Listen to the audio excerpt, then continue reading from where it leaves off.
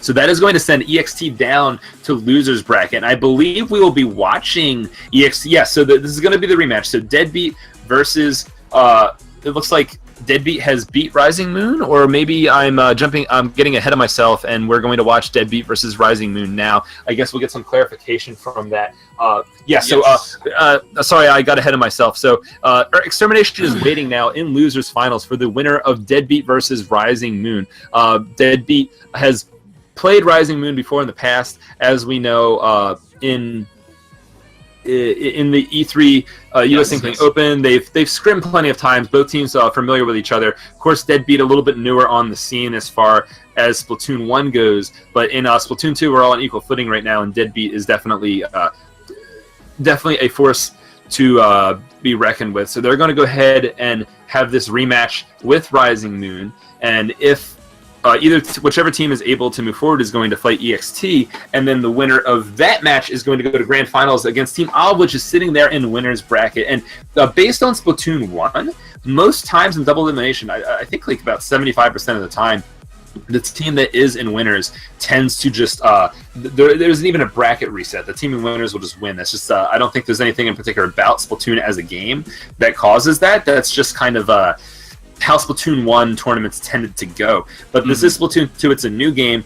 Deadbeat was definitely showing some sloppiness in their game versus EXT before. So I from what I understand, Deadbeat 3-1 Spanish Army, which seems to be what happens if you win against Spanish Army. They're always able to sneak in one game. So hopefully that is indicative of them getting, at least for their sake, that is indicative of them having momentum, because they're going to have to take on several teams in order to win this tournament. But despite that, Rising Moon also has the same hunger. They have the same road ahead of them. They're going to have to pull it together. Deadbeat definitely cannot put their eyes on first place, and they have to put their eyes on the game they're about to play right now. And we all know that Rising Moon is definitely going to be doing that. So we'll see what happens now. Rising Moon definitely showed a little bit. Again, they also showed a little bit of sloppiness in their match that we saw earlier. They weren't able to quite get the mid-map control and transition into game-winning pushes like EXT was when they fought them. So this is another team that's going to be just like EXT, that is going to have those game-winning pushes when given the opportunity. So they're going to have to pull that together. I'm sure that they've thought about that, though, and they have won a match to get here, if I'm not mistaken. Yes, they beat. They had to win a match in losers to get here. They weren't placed in here straight down from winners, which means that they do have some momentum going for them as well. And I think they 3-0'd their opponents, so that means that they're definitely looking to be pretty strong here. Yeah, and it'll be it'll be interesting to see. It's worth noting, only the top 4 seeds remain. These were the teams that were given the top seed in their pool. They earned the top seed in their pool, and they are the final 4 teams left. So no quote-unquote upsets, I guess we could say today. But yeah, I'm glad that you mentioned the way that Deadbeat and Rising Moon have played and the way they've gone here. Both teams coming in with a little bit of momentum here. What I'm looking for is the sloppiness that you talked about. Deadbeat really did happen when there was a lot of pressure. And I'm not saying that Rising Moon can do it like Extermination. I'm not sure that any team does it quite like Extermination does it. Double blasters. Oh. But I think that the short-range shooters that they had, if they use those, can maybe get inside a little bit. That might give them some openings. If they can, I don't know. It did seem like, not that the pressure got to Deadbeat, but it seemed like that all-out aggression that we did see Extermination do, that did seem to be what was most effective. So I think that Rising Moon sometimes, I don't know, it seemed like they were trying to play neutral a little bit against Olive, and then they lost that. Sometimes the best defense is good offense. So that's what I'm looking for them. Yeah, unfortunately, both teams mashing on the A button, trying to get me to ready up so we can get the game started as we move into this Sturgeon Shipyard game. I've said it before. I think this is, I don't have a favorite map. It's for some reason in Splatoon, I just kind of like everything equally, and if I have a favorite, it changes from like day to day sometimes. But I definitely think that this is one of the best design maps in Splatoon 1, so we're going to see some Splat Zones on it. Both teams kind of into a neutral situation there. Unfortunately, a member of Deadbeat does go down. Another member of Deadbeat does go down as Rising Moon is able to take, tower control, not Splat Zones, is Rising Moon is able to take an early advantage here. Power getting taken out, Tim getting a revenge kill, however, as he moves up to the center of the map. The tower does move to the first checkpoint as Tim wisely dances back and forth against these members of Rising Moon. I think he's going to jump up and, unfortunately lose the one-on-one to that junior, as Rising Moon is able to kind of take the first checkpoint and move forward here. Yeah, and this is what we were talking about, right? The T-Tech there on the left side went all the way in, going so far as to get revenge kill there, but he was able to take out 2. This is kind of what I wanted to see from them. Now Sabao back in here in their face once again, and they're going to be able to get it just around the 50-point marker. Might make it a little further. It looks like Power's kind of shut this one down for now. But this is what this is kind of what I wanted to see. And now we'll see. This is where they need to work, right? Now there's finally an opening for there's finally an opening for Deadbeat. This is kind of the moment for Rising Moon. Can they shut this down? Can they plug the leak, so to speak? Now, because behind going to be out right now, there is Binks sharking with the Rapid Blaster. I'm not sure if Deadbeat is aware of his presence. He's going to push up behind the tower now, take out some of this armor that Power was wearing. He himself is armored, so this is definitely going to put a stop to Deadbeat's push. It seems, though, however, Power is able to take out that Rapid Blaster. The rest of his team does kind of keep some forward positioning. Power going to move up here and maybe get the kill on Sabao. Not sure as he falls off the map, unfortunately. A little bit of a mishap by him. It's kind of easy to remember that you actually can fall off the middle of the map on Sturgeon once those bridges grew up, as people don't really seem to fall off them that much. At least sometimes I forget. I guess I'll just admit that I fall off the map. But that all being said, Rising Moon is starting to make the push. Deadbeat is going to take out Urza here. They do put multiple guns on that target, take him out quickly.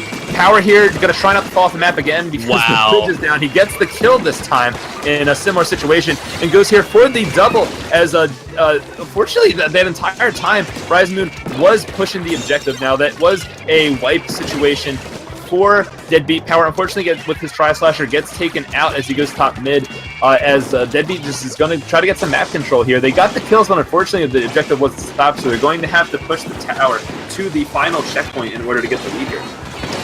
Yeah, you're going to have to push it in the final one, and I really like what I'm seeing here from Rising Moon. Like we said, they've been going in, they've been getting those slays that they need, and they've been giving Andy a little bit of room to get the snipes that he needs. This is a map where if you have a sniper, you can run it. We might see a little bit of a fun engagement here at the bottom. Ooh, wow, Urza, and that is... Oh, wow, that's big. That's a full wipe. Yeah. Yeah, wow. This is bad news bears for Deadbeat right now, as Rising Moon just completely takes advantage of that triple kill. Tower pushing over to the final checkpoint as we see the timer start to tick down, but no, members of Rising Moon are taken out. Special goes down, and this is going to be bad for Urza because he's going to recall to that point and probably get spawn camped on the way down, which he doesn't! No, Power, unfortunately, unable to get the kill. Misplay by Power, I guess, misjudging the range of his Tri-Slasher or something, gets taken out there as Urza is going to just outlive his usefulness and continue just sharking here. Like, he shouldn't even be alive right now, so the fact that he's going to probably go for another kill on Power is going to be big for Urza, as we have a little bit over a minute left in the game. Deadbeat, again, going down several members. They're going to be very hard-pressed against the lead here, as Rising Moon starts to take the tower, push forward, and just solidify this lead. Yeah, I'm not even sure that it's over-engagement on the part of Deadbeat. I know that's something in their games yesterday they were saying they had to avoid doing. I don't even know that it's that. I just think that this is an entirely new way that they're playing. There's just so much pressure here being applied by Rising Moon, and it's working. And again, just continually putting guns on Power, not letting any specials get even close to built up. Gonna hunt down somebody back here. The tower's pushing the other way. I don't know if they know it's now pushing back to the middle, but Sabao's gonna stay here along with somebody else, I think, who got taken down in that situation. Sabao finally going down as well. But this is what it's been right now. I'm not sure that Deadbeat's found their footing this entire match. Yeah, no, Deadbeat right now is starting to push up into the enemy side of the base. Now, I think that Deadbeat didn't realize how much of an advantage they had over the mid-map control. Lots of members of Rising Moon were out of position. Power over here solo pushing to the left, while other members like Pengit are trying to double team other members. Pengit here going to jump down and go for the kill. Does not happen. Gets taken out by the Rapid Blaster, as this is a 3v4 situation. Deadbeat trying to hold on to the objective here. Power taken out, Hexen taken out, Tim taken out, and that is going to be it. Wow. You want to talk about no breathing room. It seemed like every single time there was a spawn, it felt like half of that match was played in the danger zone, or at the very least in that lower area of Deadbeat. And they finally had something going there at the end. Pengit got his inkjet at the right time, but the Binks there on the Rapid Blaster able to shut it down. I think Sabao was there as well, as Sabao continues to pump out ink armors. You were talking about it, 7 ink armors for one weapon. Yeah. 180 still on the Splattershot Junior. that special meter, and you saw it right there. Yeah, that just there was a lot of specials being pumped out. I mean, by both teams actually. If you saw Hexen there playing the support role, painting a lot and getting 7 missiles, but it just wasn't enough, or they weren't used at the right time, or you had situations like Urza getting that triple kill underneath. A lot of sharking going on actually. Now that I think about it, there was that situation where Urza was just camping underneath, kind of like traditional first-person shooter, just shotgun camping underneath the map and using that to get some kills on some unsuspecting victims and stopping them from pushing the objective, but also lots of sharking. We saw, like for example, there was a member of Rising Moon, I believe it was Sabao, was just kind of sharking with the junior and was getting some kills on Deadbeat members trying to push into the center of the map. So just a lot of textbook stuff was happening, man. The Rising Moon was making the big pushes. When they got advantage, they were sharking like crazy, giving Deadbeat trouble trying to push back to the center of the map. So Deadbeat just having a lot of difficulty, man. Something seems off about them. They just haven't really been able to put it together. So hopefully there's not a loss of confidence or anything like that going on. That would be very terrible for them if they were to just fall out of this tournament earlier than they thought that they would because of just a loss of confidence. But going into Muscle Forge Fitness Rainmaker, this is a very different map than the one we just saw. Very tight-knit, very good for some close-range weapons. I'm interested to see if Hexen is still going to pick that H3 on this map, just because it seems like there might be some other more flexible weapons that are good for this kind of map. Like we talked about, the kind of no funny business comps are going to do well this early in the game. Picking stuff that's difficult to do, or picking stuff that you have to invest time into to get good, like the H3 might not pay dividends for you right now. Well, when the other team is just running a lot of simple, solid stuff. We'll see how it goes. Deadbeat and Rising Moon loading up. We have double bucket comp from both teams. Double bucket comp. Yeah, that is pretty telling of what players think is good on this map. Hexen still going with that H3, so we're going to see a lot of paint control from Hexen. Hopefully a lot of missiles being used by Hexen. Relying on a C to push up. Hexen does get a kill on the top half of the map. This is a 3v2 situation for Rising Moon, as Tim does get some kills with this flank on the top of the map. Sabao looks like he's going to get pincered by Team. No, unfortunately, Tim gets killed by either by Sabao or by that Rainmaker. I'm not exactly sure it was. I believe that was Sabao, as the objective is going to move up here. A lot of bombs and sloshes going to stop the Rainmaker pushing up too far. 34, a lot of points, but as we've seen, the Rainmaker can push kind of aggressively on this map. Power going to try to take care of Sabao here, as there is a trade situation. Andy's still near the Rainmaker, as you see, trying to pop that thing, as Penga and Tim are going to put pressure on him. Penga is going to jump off the map, reset the Rainmaker. 3 members alive, 4 Deadbeat. Tim going to go ahead here and use this 10 of missiles to try to get Binks, but no, Binks is actually going to start sharking, and Deadbeat's side of the map, just putting a complete damper on any ability for them to get map control again. Yeah, and that's really kind of the thing here. You've got the lead early. You can afford to go just a little bit too deep. As long as it's only one person, it's not as huge of a deal as an overextension, because now they have the Rainmaker again. They're not going to get a lot of it, but the more of the game that is played in this area, the more you get the sense the Deadbeat just doesn't quite have control of what's going on here. Urza going to do exactly what I was hoping he would do and pop this Inkjet using that very quick elevation change to do this. And now... Oh, it was Sabao coming from behind, a flank coming from behind Deadbeat as the Rainmaker pushes forward. Unfortunately for Rising Moon, Power is going to be able to be in position to stop this Rainmaker, but this is just more pressure on Deadbeat, more locking them into their base, more of this Rainmaker just being in the spot that you don't want it to be. The longer you're just sitting there defending a Rainmaker pushes into your base, Rainmaker push after Rainmaker push, the higher the chances are that you're just going to make a mistake and have the Rainmaker just push really far and dunk on you.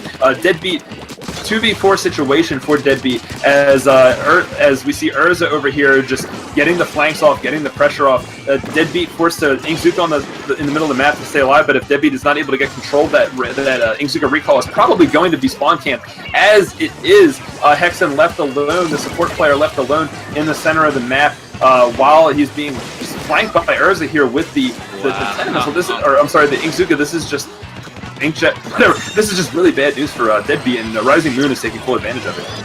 Yeah, that's the second time that Urza used that Inkzuka wow, thanks Hitzel, now I'm saying it too. That Inkjet. Tim not going to be able to getting there in time, but at the same time Urza here, and Urza's going to continue doing this loop that they've been doing this entire time, which is just kind of just go back to the middle, wait for his teammates to respawn, get back in, and then come from that exact same position with the Inkjet, like we've seen. But now it looks like finally there's maybe a little sense of control. I know they have one bucket there in the middle, but now Urza's going to go for another flank and gonna trade with Power, as the Rainmaker also went down, I think, to Sabao?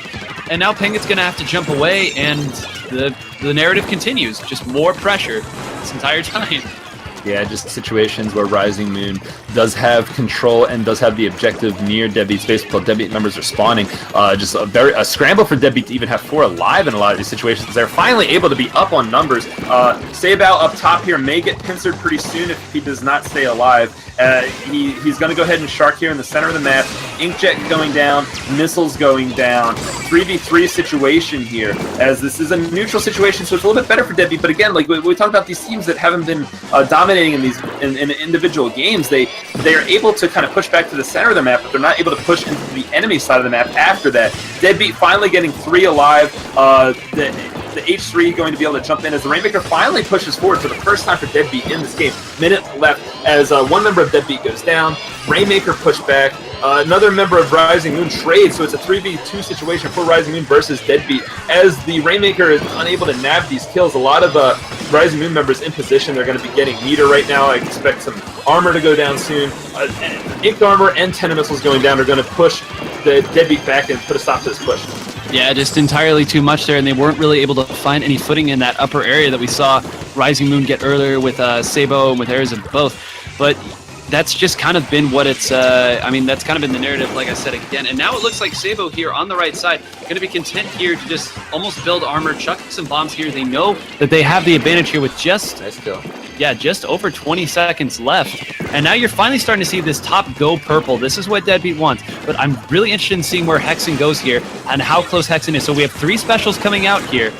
Unfortunately, Tim going to be the one to grab it. Tim does have that Inkjet, not going to be able to use it for the duration of this match. We do see Pengit there. If they run it, they might be able to get it here. This is sketchy, and they have too many specials.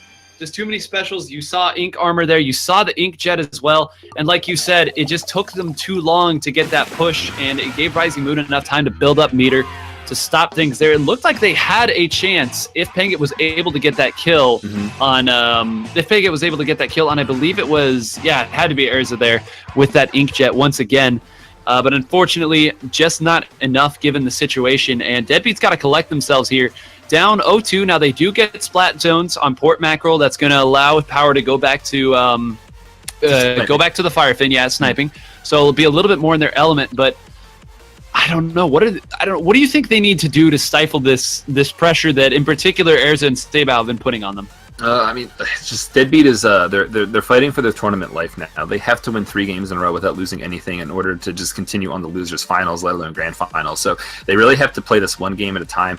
I think that a lot of these situations have included a member of Deadbeat kind of pushing solo. I'm seeing maybe some frustration, maybe some loss of confidence. I don't know what comms sound like or anything like that. They might be getting a little bit tilted, but the Deadbeat has been kind of, they really need to pincer to 2v1 people, to not push alone. They really need to make sure that they push when they have members up. They need to not die to these one, the one solo person that just happens to be sharking somewhere. They need to stop losing to that kind of stuff, as they have been able to beat Rising Moon in the past, so they definitely have it in them.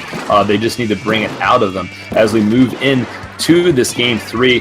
Deadbeat with their tournament life on the line. We do see the sniper, the Firefin Charger coming out from both teams. Very similar comp style, however, instead of a junior, we do see that H3. The H3 does get a trade with the Tri-Slosher in the center of the map, as the zone is neutralized by Deadbeat. Very low-scoring game so far, so nothing too telling of how the rest of this map is going to go. We have some members jumping in. Rising Moon is kind of pushed over here to the right side of the map. Deadbeat does gain the lead now, as Pengit is kind of double-teamed. He is going to make it out there alive. Power also realizing that he's being pushed up on him, going to stay alive. 2 members of Deadbeat going down. Pengit is sort of staying alive here to the side, but Erza has this this Inkjet, and is putting a lot of pressure on Power. Does actually get spawn killed by Power, so this might be a situation where Deadbeat can get the zone back. I expect them to lose the lead here, but with this 4v2 situation, I expect them to get control of the zone afterwards. Yeah, and that was a really unfortunate situation. You called it. There were 3 people over on one side, and they opted to send both Hexen and Tim on the left side, where really only Erza was in that situation.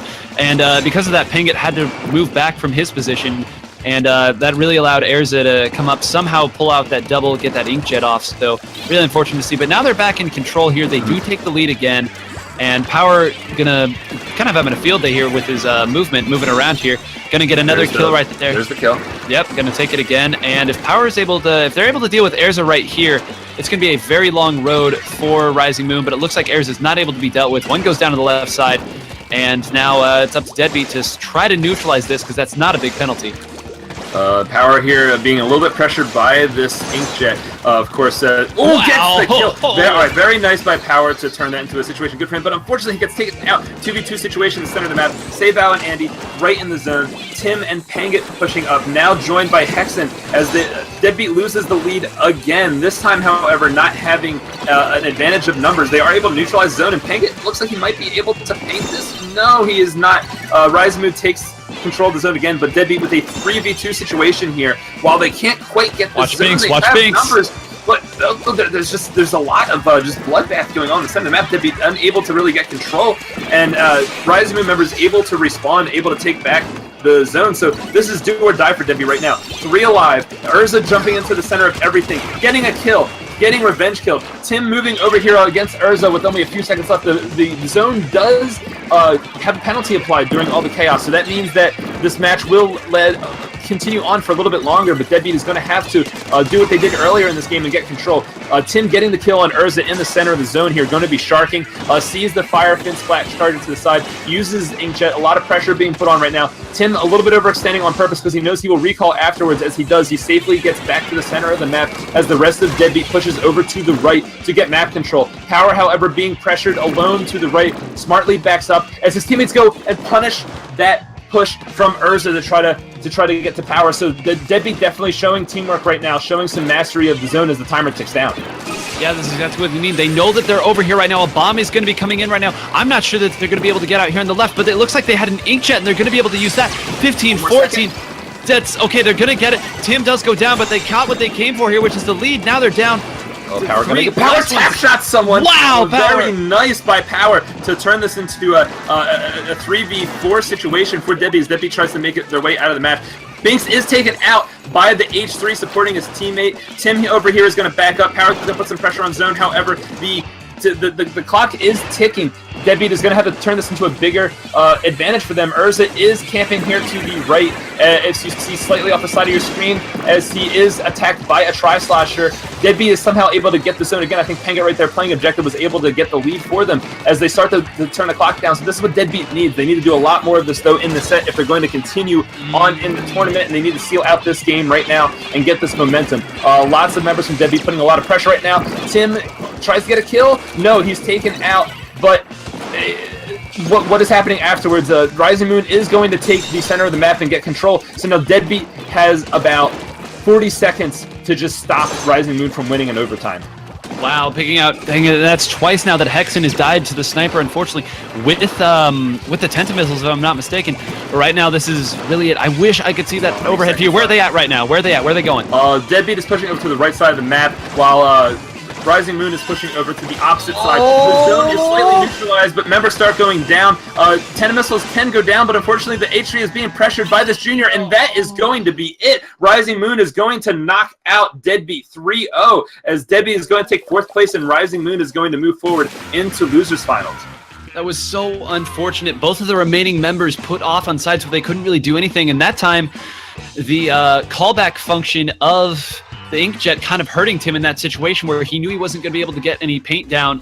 But I want to give credit to Binks there, of course, with the top KA, but it seemed like every time that they had something going, Binks found a way to get a flank in and take out 1 or 2 and throw down an Ink Armor. But what an answer from Rising Moon after getting pretty well beaten down by Team Olive to come back with a dominant 3-0 of their own against Deadbeat, which was a perennial favorite in this tournament.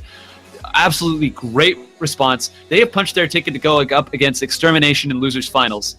Yeah, unfortunately for Deadbeat, just man, having a great day 1, but day 2 there was a lot of just sloppiness. Unfortunately, they're not quite getting it together. Deadbeat really, they can't do anything about this except for come back and do better next time. Inkstorm is going to be pretty soon, so they're going to have to, prove their worth by coming back next time and doing well. But right now they're going to have to take a seat as they get 4th place in this tournament. Or not? Wait, is it 4th place? Am I? Am I incorrect? Yes, no, this is fourth place. Yeah, fourth place. So they're going to have to just sit back and watch the rest of this tournament unfold, come back stronger next time, because they were pretty convincingly removed from the tournament. So unfortunate for them, but very good for Rising Moon. I'm sure that they have a lot of confidence and momentum coming off of that victory versus Deadbeat.